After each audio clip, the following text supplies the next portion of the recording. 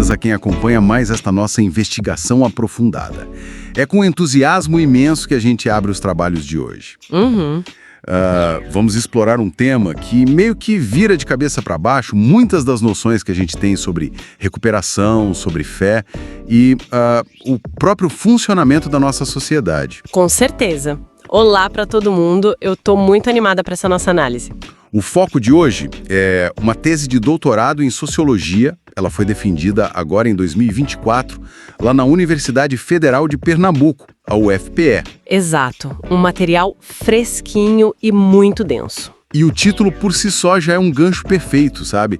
O título é Retratos de uma Nova Vida, Análise das Experiências de Reinserção Social de Egressos de Comunidades Terapêuticas. E tem um detalhe muito sutil nesse título, que diz muito sobre o trabalho.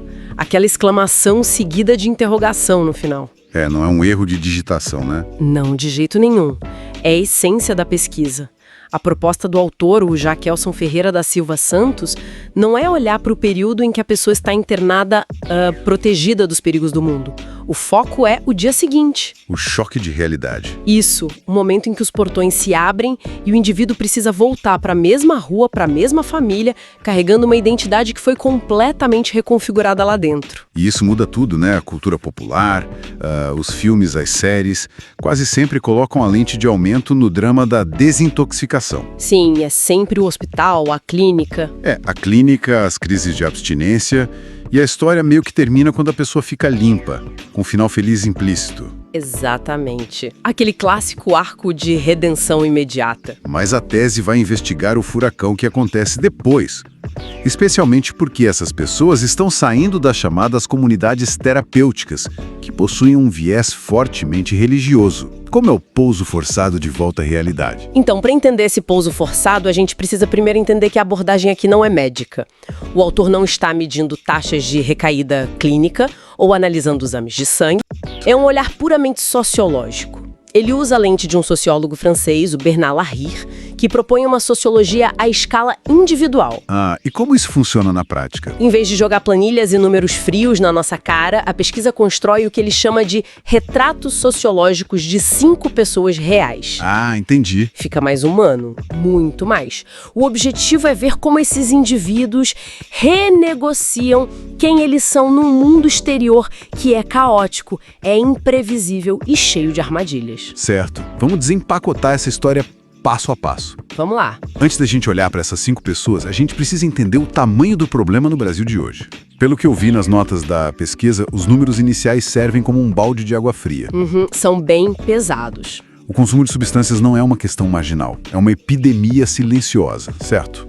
Os dados mostram que cerca de 3,2% da população brasileira consome drogas ilícitas.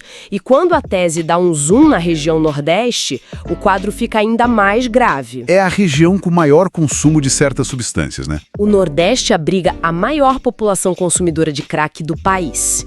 Em Pernambuco, que é o estado onde a pesquisa foi ancorada, quase 90% dos municípios relatam sentir a ameaça direta do crack e os impactos secundários do tráfico de drogas. 90%? É quase o estado inteiro. É uma crise de saúde pública e de segurança que transborda por todos os lados. Com um cenário desse tamanho, a resposta do Estado e da sociedade também precisa ser massiva. Como é que o Brasil tenta tratar essas pessoas? O que as fontes mostram sobre os caminhos disponíveis para quem precisa de ajuda? O Brasil vive um contraste muito nítido. De um lado, existe a Rede Oficial de Saúde Pública, baseada na reforma psiquiátrica. Que seriam os CAPs, certo? Isso, os CAPs-AD, que são os Centros de Atenção Psicossocial voltados para álcool e drogas, e os consultórios de rua, que tentam criar vínculos com o usuário no próprio território dele. Mas, de outro lado, operando com uma força expansiva e impressionante, temos as comunidades terapêuticas, as famosas CTs. A pesquisa levanta que já existem quase 2.000 unidades dessas operando pelo país afora.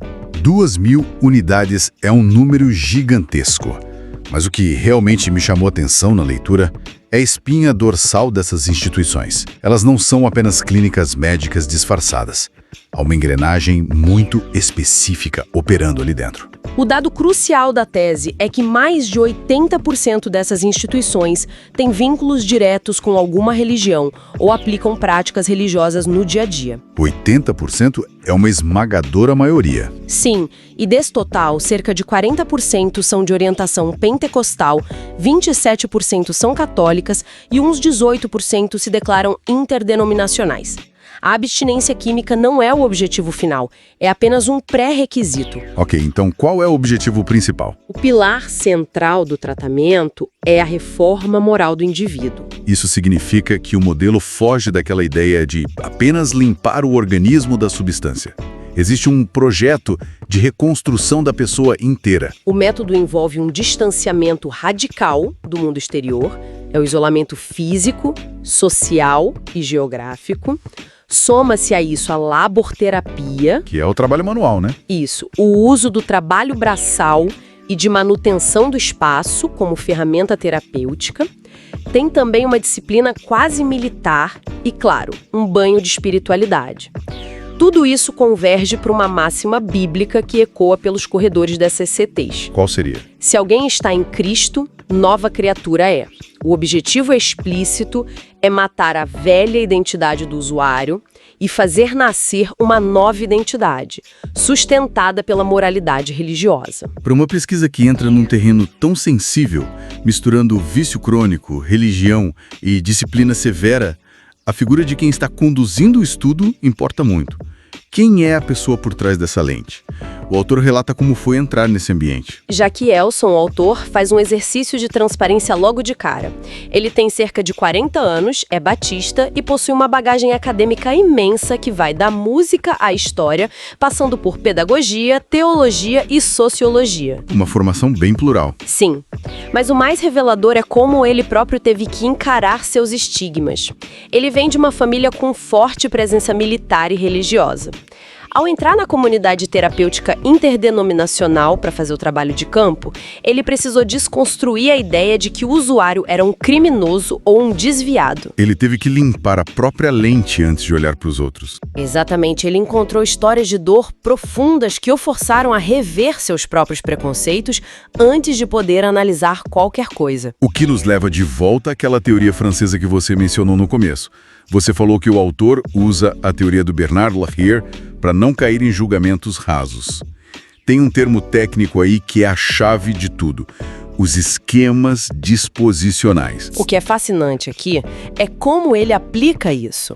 Ajuda a nossa audiência a visualizar isso de um jeito mais palpável, porque soa como algo saído de um manual de sociologia bem denso. Pense na nossa mente e no nosso comportamento como um smartphone. Ao longo da vida, dependendo de onde nascemos, de quem são nossos amigos e dos traumas que vivemos, nós vamos instalando diferentes aplicativos nesse celular. Gostei da analogia. A teoria de Lahire diz que não somos pessoas de uma única dimensão, somos atores plurais. Esses aplicativos são os nossos esquemas disposicionais, tendências automáticas de agir, falar e sentir. O cara que cresceu sobrevivendo na rua tem um aplicativo de defesa agressiva sempre rodando em segundo plano. Entendi. Então, o que acontece quando essa pessoa entra numa comunidade terapêutica religiosa? Eles instalam um novo aplicativo? Exato. O isolamento e a rotina rígida da CT forçam a instalação de um novo aplicativo, super pesado, que domina a tela principal. É a disposição religiosa.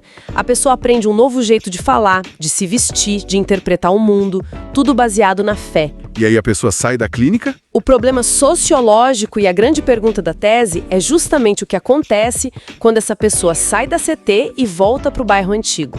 O aplicativo religioso continua funcionando sem o Wi-Fi da instituição. Nossa. E mais, como lidar com os aplicativos antigos de sobrevivência nas ruas e de uso de drogas que ainda estão instalados e começam a mandar notificações o tempo todo. Aqui onde a coisa fica realmente interessante. É uma guerra diária rodando no sistema operacional da pessoa. Mas, entrando num ponto que costuma dividir muitas opiniões, a pesquisa analisa o papel da religião nisso tudo. Sim, e de forma bem metódica. A inserção da religião no tratamento da dependência química, o estudo vê isso apenas como uma força positiva ou há um lado sombrio nessa abordagem moral? Nós estamos apenas reportando o que está na tese, claro. A análise faz questão de colocar os dois lados da balança, baseando-se em um autor chamado Schumacher, muito citado na tese. E é importante frisar, não se trata de dizer se a religião cura ou não o vício, mas de observar como ela funciona como uma ferramenta de socialização. Certo. Vamos olhar o lado positivo primeiro. Do dependente, oferecendo ordem onde antes só havia o caos. Os rituais coletivos, os louvores, os cultos têm um efeito catártico poderoso. A religião dá um sentido para o sofrimento e repreende comportamentos autodestrutivos através de regras morais claras. É uma âncora muito forte para quem perdeu tudo.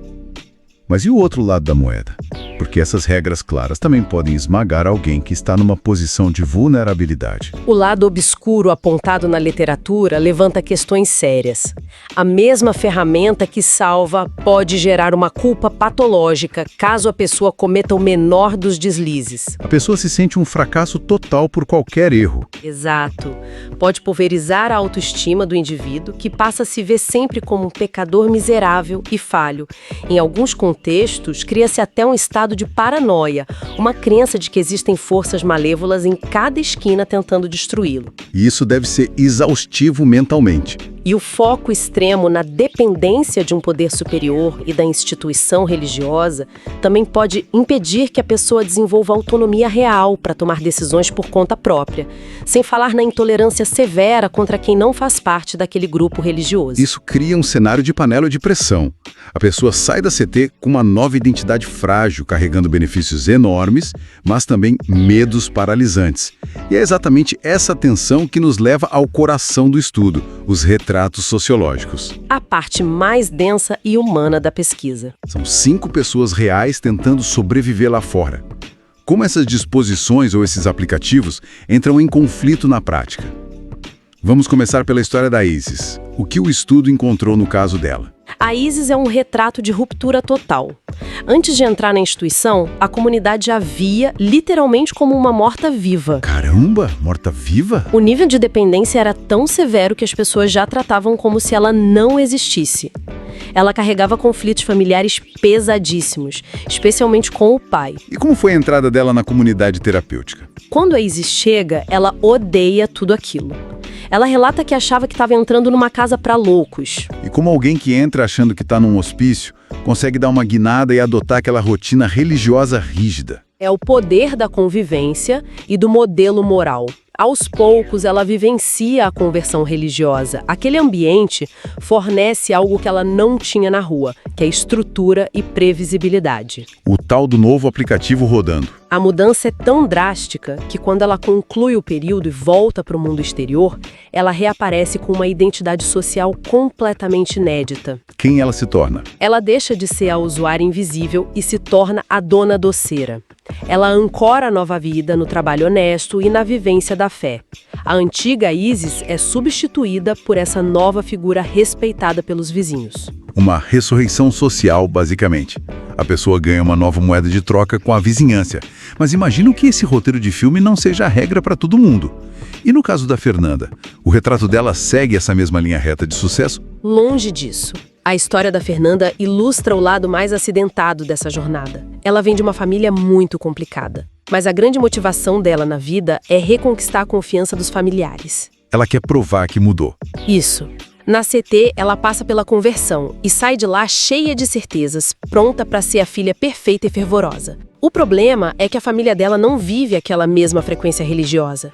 O choque de ambientes. Quando ela volta para casa, as pressões, as dinâmicas antigas, o jeito como a família lida com ela, tudo entra em colisão com a nova identidade religiosa. Os aplicativos antigos do celular dela entram em curto-circuito com um novo aplicativo religioso por causa do ambiente externo. A tese define o estado atual da Fernanda com uma frase brilhante e melancólica: afastada, mas viva na fé. O que isso quer dizer na prática? Como a vivência religiosa institucionalizada gerava atrito com a dinâmica familiar que ela tanto queria preservar, ela parodia a igreja. Ela se afastou da instituição, mas internamente tenta manter os freios morais que aprendeu lá dentro para não recair. É uma negociação diária, solitária e que consome uma energia emocional absurda. Tem um caso na pesquisa que eu achei fascinante porque lida com o aspecto visual da mudança. A Joana. Ela não mudou apenas internamente. Ela precisou construir quase que uma armadura física para sobreviver. O que aconteceu com ela? O trauma da Joana vem de abusos terríveis na infância que pavimentaram o caminho para a dependência extrema. Quando ela passa pela CT e se converte, a mudança não é apenas teológica.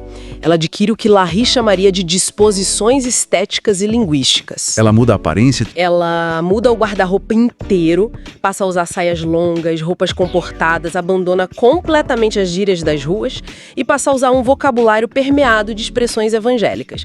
Paz do Senhor, amém, aleluia. E isso funciona como um escudo visual contra os gatilhos. É exatamente um escudo. O retrato mostra que a Joana vive com o medo constante das reminiscências.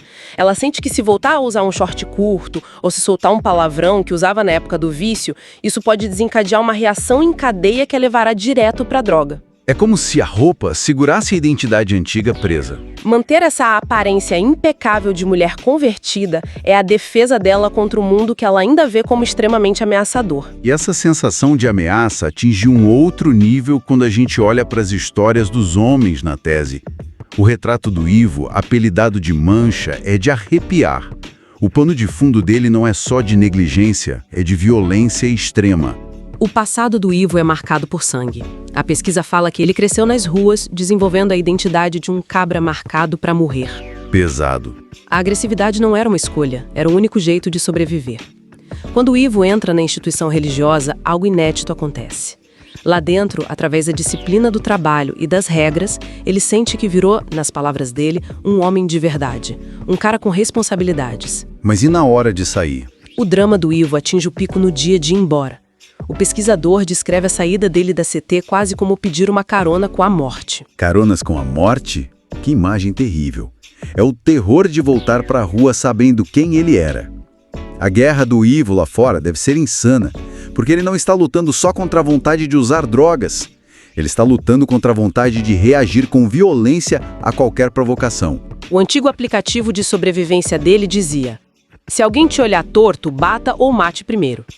Hoje, se alguém esbarra nele na rua no bairro antigo, ele tem que fazer um esforço monumental para acessar o novo aplicativo religioso da paciência e do perdão. A sociedade cobra que ele seja pacífico, mas não entende o esforço titânico que o Ivo faz a cada minuto para não deixar o Mancha assumir o controle. Isso exige uma força de vontade surreal. E fechando os 5 retratos, temos o Apolo. O perfil dele parece um pouco diferente dos outros. A tese o descreve como um caçador de emoções. Como a religião entra na vida de alguém movido à adrenalina? Apolo é fruto de um pai ausente e uma mãe permissiva que nunca impôs limites. Ele sempre correu atrás do risco, da sensação de estar no limite, e encontrou isso muito rápido nas drogas pesadas. E na clínica? Ao passar pelos portões da CT, ele adota a fé com uma intensidade brutal. Mas a análise do autor percebe algo muito sutil. A energia, a busca pela adrenalina do Apolo não desapareceu com o batismo. Ela apenas mudou de objeto. Pera, ele substituiu a intensidade química pela intensidade religiosa. Isso não gera um risco de uma nova dependência? O retrato mostra exatamente essa corda bamba. O Apolo vive em tensão constante porque a estrutura de personalidade dele, aquela busca pela emoção mais forte, continua lá. Então ele transferiu a compulsão. A luta dele fora dos muros da CT envolve fugir dos antigos círculos sociais, claro, mas também policiar a si mesmo para não transformar a prática religiosa numa obsessão desenfreada. Ele precisa aprender a viver no tédio, na rotina comum, algo que o cérebro dele sempre rejeitou. Então, o que tudo isso significa?